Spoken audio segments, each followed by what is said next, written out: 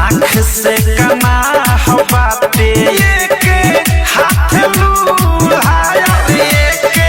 हाथ लूल्हा कि रतिया में खुला पी के झूला खोले भत्ता रे सखी कि रतिया में खुला पी के झूला खोले भत्ता रे सखी।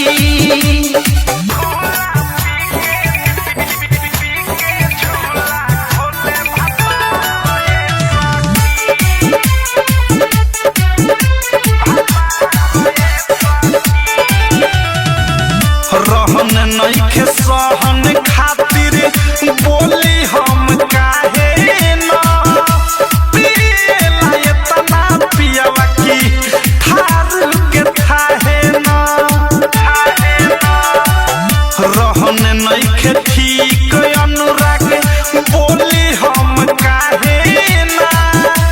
पियला एतना पियवा की थार के थाहे न अवधेश मिसाइल बनकी धैलस न कबूला धैलस न कबूला कि रतिया